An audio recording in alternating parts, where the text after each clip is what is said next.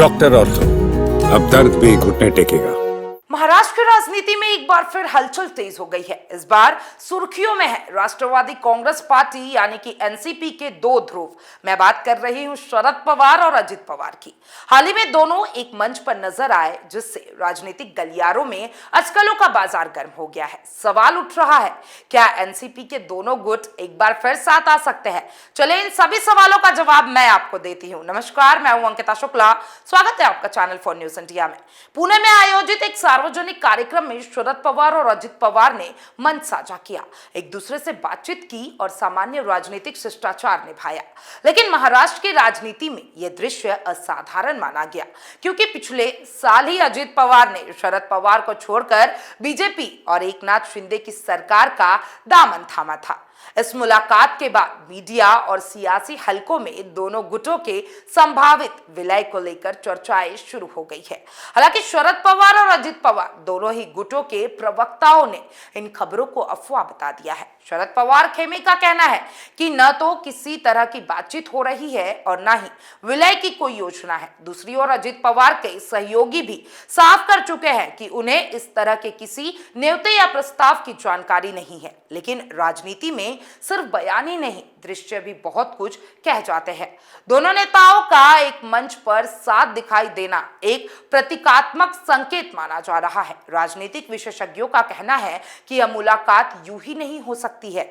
इसके पीछे कोई रणनीति हो सकती है जो निकट भविष्य में महाराष्ट्र की सत्ता के समीकरण बदल सकती है। इस बीच महाराष्ट्र के मुख्यमंत्री देवेंद्र फडणवीस ने इस अटकले पर प्रतिक्रिया देते हुए कहा कि बीजेपी, शिवसेना यानी कि शिंदे गुट और अजित पवार के नेतृत्व वाली एनसीपी के बीच गठबंधन पूरी तरीके से मजबूत है और इसमें कोई स्पीड ब्रेकर नहीं आने वाला। फडणवीस का यह बयान विपक्ष की एकता को लेकर बने दबाव और संभावित समीकरणों के जवाब के तौर पर देखा जा रहा है। वहीं उप मुख्यमंत्री एकनाथ शिंदे ने भी इस मुद्दे पर चुटकी लेते हुए कहा कि अगर दो लोग मिलते हैं तो इससे किसी को परेशानी नहीं होनी चाहिए, और अगर किसी को परेशानी होती है तो बाड़ा साहेब आपला दवाखाना उनके लिए तैयार है। शिंदे का यह बयान हल्के फुल्के अंदाज में था, लेकिन इसके पीछे गहरा राजनीतिक संकेत छिपा हुआ था कि वे इस संभावित मेल को हल्के में नहीं ले रहे। शिवसेना यानी कि उद्धव ठाकरे ग्रुप के नेता संजय राउत ने इस मौके को विपक्ष के लिए संभावनाओं से भरपूर बताया। उन्होंने कहा कि अगर उद्धव ठाकरे और राज ठाकरे एक मंच पर आते हैं और शरद अजित पवार के बीच सुलह होती है तो यह बीजेपी और शिंदे सरकार के लिए बड़ा खतरा बन सकता है। गौरतलब है कि 2024 के लोकसभा चुनाव में इंडिया गठबंधन को महाराष्ट्र में बड़ी सफलता मिली थी। एनसीपी, शरद पवार, कांग्रेस और शिवसेना उद्धव ठाकरे ने मिलकर बीजेपी को कड़ी टक्कर दी। लेकिन विधानसभा चुनाव की तैयारी में सबकी नजरें इस बात पर टिकी हुई थी कि कौन से दल किसके साथ जाएंगे। 2019 की यादें भी ताजा है, जब अजित पवार ने अचानक बीजेपी के साथ मिलकर उप मुख्यमंत्री पद की शपथ ली थी और शरद पवार को चौंका दिया था। हालांकि बाद में यह गठबंधन ज्यादा दिनों तक नहीं चला और शरद पवार ने उद्धव ठाकरे और कांग्रेस के साथ मिलकर महाविकास अघाड़ी की सरकार बनाई थी।